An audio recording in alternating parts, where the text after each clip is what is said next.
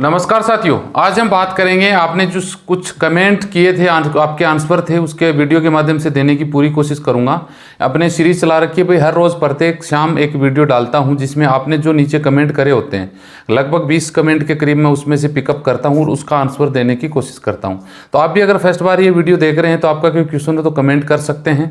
हालांकि आगे 1-2 दिन मेरा वीडियो नहीं आने वाला है क्योंकि मैं थोड़ा सा बिजी हो जाऊँगा इस वजह से, लेकिन आप कमेंट कर सकते हैं। जैसे मैं फ्री होऊंगा 2 दिन के बाद वो वीडियो के आंसर आपको मिल जाएंगे। जी हाँ, तो आज हम शुरुआत कर लेते हैं। कमेंट से रिलेटेड जो भी आपने क्वेश्चन किए थे उनके आंसर दूंगा। वीडियो पूरा देखिएगा, सब्सक्राइब चैनल जरूर कर लें, फेसबुक पेज वाले भाई पेज को फॉलो कर लें ताकि जैसे वीडियो डालूं आपके पास नोटिफिकेशन पहुंच सके और आपके जो भी क्वेश्चन थे उनका आंसर आपको मिल सके। तो चलिए शुरुआत कर लेते हैं। राजकुमार मोरदिया बोलते हैं, सर सऊदी अरबिया से छुट्टी आया हूँ, आदमी टाइम वापस ना जाए तो कितने दिन की एंट्री लगता है और वापस कितने दिन बाद जा सकता है? अगर आप छुट्टी आए और वापस नहीं जाते हैं तो मिनिमम 2 साल का आपके ऊपर स्टॉप आप हो सकते हैं। 2 साल के बाद आप अप्लाई करें तो आप दोबारा से जा सकेंगे। कमल पूछते हैं, सर नमस्कार, मेरा नाम कमालुद्दीन है, मैं 3 मार्च 2021 को कंपनी ही बोली कि अभी भेजेंगे वह बता रही है, चलिए इमिग्रेशन वहाँ से आपको ओके करा के भेज देंगे। सर इस हालत में क्या करना चाहिए प्लीज़ बताएं। आप 3 मार्च 2021 कंपनी में, पहली बात तो आपने क्वेश्चन पूरा सही नहीं लिखा। दूसरी बात बता दूं कि कंपनी आपको ये बोलेगा कि चलिए इमिग्रेशन वहाँ से आपको भेज देंगे, तो ऐसा कुछ होने वाला नहीं है। आप किसी भी देश में हैं तो पहले आपका वीज़ा कैंसिल होता है। वीज़ा कैंसिल होने से पहले आपका पूरा हिसाब किताब आपको दिया जाता है, उसके बाद वीज़ा कैंसिल होता है। उसके बाद में आपको पासपोर्ट हाथ में पकड़ाएं और आप अपनी टिकट बना के, या फिर कंपनी आपको टिकट देती है, आप आ सकते हैं। कंपनी अगर ये बोलती है चलिए इमिग्रेशन से आपको सीधा भेज देते हैं तो इसमें 420 कंपनी कर सकती है, तो सावधानी बरतने की आपको जरूरत है। हरलाल बुद्ध ने पूछा, सर पिछले वीडियो में बताया था जेसीपी से मेसन का काम कर रहा हूं, 6 महीने 1 साल में घर जा सकता हूं दुबई से। बिल्कुल, आप 6 महीने के बाद छुट्टी इमरजेंसी ले सकते हैं, बाकी 1 साल के बाद आप आराम से घर आ सकते हैं। 1 साल का आपके एग्रीमेंट में ये मेंशन किया हुआ है कि 1 साल के बाद आओगे, कंपनी आपको टिकट देगी, 1 महीने की तनख्वाह देगी। ये सब बातें आपके एग्रीमेंट में लिखी हुई है, इसके हिसाब से आप आ सकते हैं। राज कोहली ने पूछा, सर मैं जनवरी में दुबई से इंडिया वेकेशन आया था और लॉकडाउन में वहाँ वीज़ा एक्सपायर हो गया, लेकिन अभी मैं दुबई एम्प्लॉयमेंट वीज़ा पर जा सकता हूँ, क्या प्रॉब्लम तो नहीं होगा? देखिए, आप छुट्टी आए थे, लॉकडाउन में फंस गए तो सिंपल सी बात, आप दूसरा वीज़ा अप्लाई करें और जा सकते हैं। दूसरी बात ये कि आप जिस कंपनी, हो सकता है वो आपका वीज़ा अभी वैलिड पड़ा हो, वो कैंसिल नहीं हुआ हो, तो आप एक बार कंपनी से संपर्क कर सकते हैं। तो दोनों ऑप्शन है आपके पास में। उदेश कुमार बोलते हैं, सर नमस्कार, मैं कुवैत में इंटरव्यू 4/1/2022 को गोरखपुर में दिया। ऑफिस वाला जनवरी महीने के लास्ट का बोला पीसीसी करा लीजिए, 5,000 रुपये सिक्योरिटी जमा कीजिए। हमें कहा वीज़ा मिलेगा तो बोला पहले पीसीसी करा दो, उसके बाद वीज़ा मिलेगा। पीसीसी ऑनलाइन करवाया, 25 मार्च का डेट मिला है, क्या सही है सर? पीसीसी जमा करने के बाद वीज़ा मिलता है, मेरा पासपोर्ट ऑफिस में जमा है। देखिए, सेम है, कोई दिक्कत नहीं। पीसीसी करवाने का इतना बड़ा तो कोई खर्चा नहीं हुआ। पीसीसी तो आपको करवानी होती है, जो वैलिड होती है, लगभग 2 साल तक एक पीसीसी चल जाती है। वो अलग अलग सिचुएशन पे डिपेंड करता है। बाकी पीसीसी करवा लिया, अच्छी बात है, तो वीज़ा आ जाएगा आपका। वीज़ा आने के बाद फ्लाइट कर लो। अनिल गुप्ता बोलते हैं, नमस्कार सर, अगर मैं वैक्सीन का टीका इंडिया में लगाया हूँ और सर मैं काम करने के लिए गल्फ कंट्री जा सकता हूँ, क्या फ्लाइट में बिठा सकते हैं या नहीं?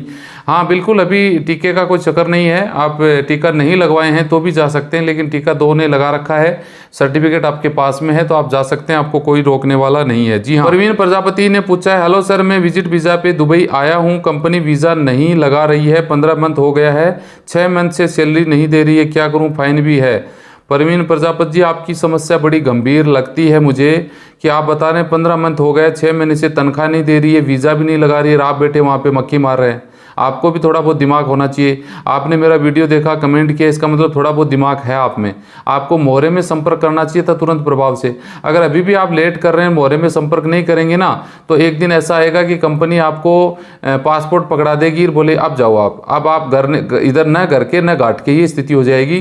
क्योंकि एयरपोर्ट पर तो आप और स्टे हो गए, आपका अब तो फाइन भयंकर तरीके से बढ़ रहा है और तनख्वाह आपको मिली नहीं, तो आप इंडिया कैसे आओगे?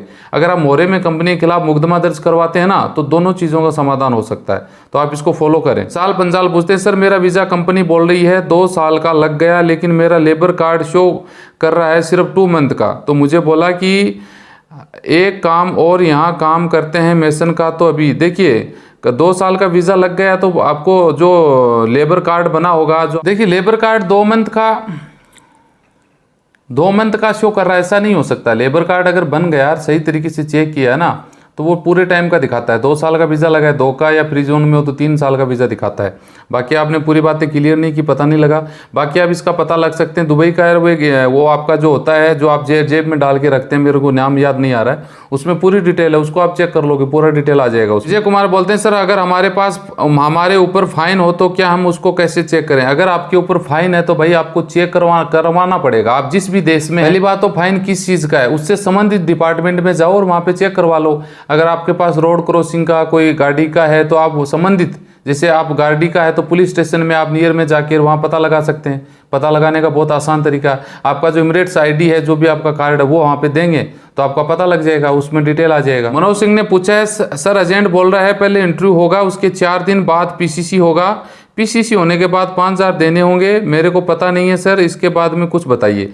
देखिए ये शायद कुवैत की आप बात कर रहे हैं, पीसीसी होगा, पीसीसी होने के बाद 50,000 देने होंगे, ये तो है गलत बात। हाँ वीज़ा आ गया, आपका मेडिकल हो गया, पीसीसी से कोई मतलब नहीं है। पीसीसी तो मैं करवा दूँ 100 लोगों की, वीज़ा से पीसीसी का क्या मतलब होता है, समझ गए ना? पीसीसी मतलब पुलिस वेरिफिकेशन रिपोर्ट होता है, तो वो एक अलग प्रोसेस होता है। वीज़ा आने के बाद पेमेंट करें अगर ऑथोराइज एजेंसी है तो। भाई बार बार इसीलिए बोलता हूँ कि एक अपने बुक बनाई है आप ही लोगों के लिए। अगर आप मैन पावर ऑफिस के द्वारा अप्लाई करते हैं ना, जैसे ये बुक की बात करें, इसमें सब डिटेल, तो इसमें जो मैन पावर ऑफिस है उनमें अगर आप अप्लाई करोगे तो ये सिचुएशन नहीं आती कि पीसीसी करा लो 50,000 जमा करा दो, ऐसा नहीं होता है।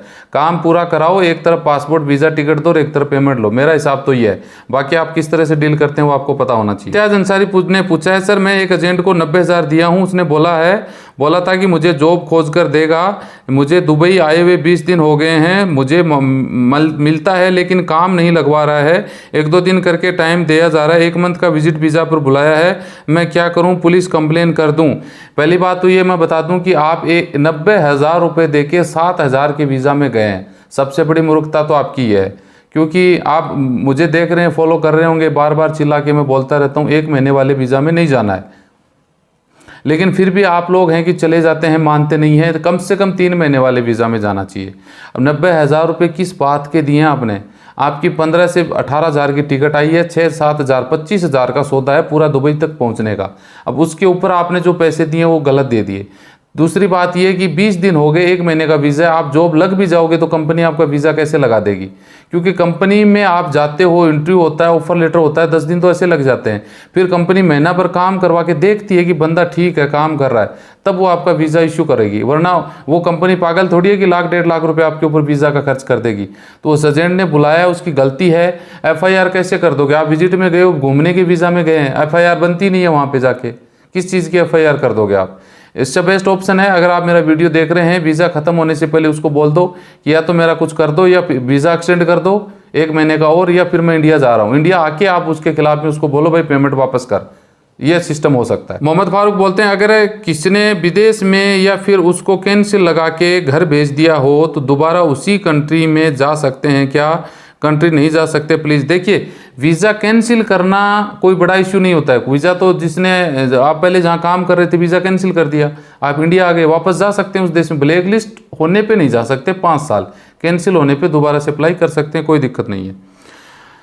परवेज चौधरी बोलते हैं सर जी क्या सऊदी अरब से खादम का वीज़ा पे लेडीज़ जा सकती हैं? बिल्कुल जा सकती हैं। खादम के वीज़ा में लेडीज़ जेंट्स का कोई चक्कर ही नहीं है, वीज़ा होता है। अब उसमें खादम में आप जेंट्स जा रहे हैं, बच्चा जा रहा है, 40 साल का आदमी जा रहा है, क्या फ़र्क पड़ता है? कोई भी जा सकता है, कोई इश्यू नहीं है। सिराज मोहम्मद ने पूछा अगर सर पासपोर्ट गुम जाए तो क्या करें? क्या पासपोर्ट दोबारा बन सकता है? अगर बन सकता है तो कैसे बन सकता है?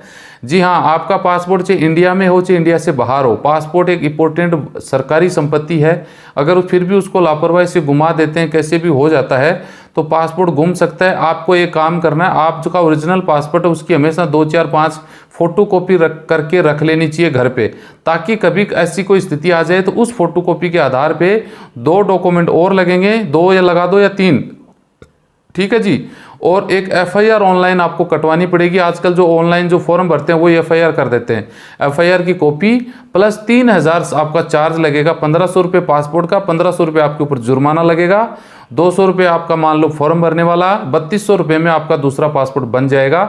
लेकिन शर्त यह है कि पुराने पासपोर्ट की फोटो कॉपी आपके पास होनी चाहिए। आदाब अहमद पूछते हैं सर लॉन्ड्री में काम करता हूँ, मुझे विदाउट और टाइम 14 घंटे ड्यूटी करना होता है, हफ्ते में छुट्टी भी नहीं है, सैलरी 800 देता है, ड्यूटी 8 घंटे की होती है, 14 घंटे लेता है सर।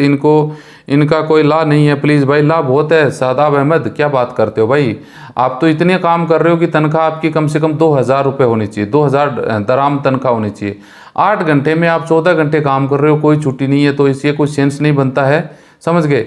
हाँ, 800 रुपये आपके 8 घंटा के बन सकते हैं, 800 दराम 8 घंटा के, प्लस ऊपर काम करता है उसका ओवर टाइम बन सकता है। फ्राइडे की या सप्ते में एक छुट्टी आपकी इंपॉर्टेंट है, वो मिलनी चाहिए, और सब देशों का लेबर लॉ बोलता है। अब इसके खिलाफ या तो आपको खड़ा होना पड़ेगा, या फिर वहाँ से उनको बोल भाई वीज़ा कैंसिल कर, मैं तो नहीं करूँगा काम, मैं तो दूसरी जगह करूँगा। और आप इतने टाइम से ये काम कर रहे हो मेरी तरफ से, तो आप भी गलत हो भाई। आपको इतना पता तो है कि 8 घंटे ड्यूटी होती है, आप 14 घंटे ड्यूटी कर रहे हो, इसका मतलब आप रॉन्ग हो। आपको पता नहीं है, या फिर आप दब के काम कर रहे हो।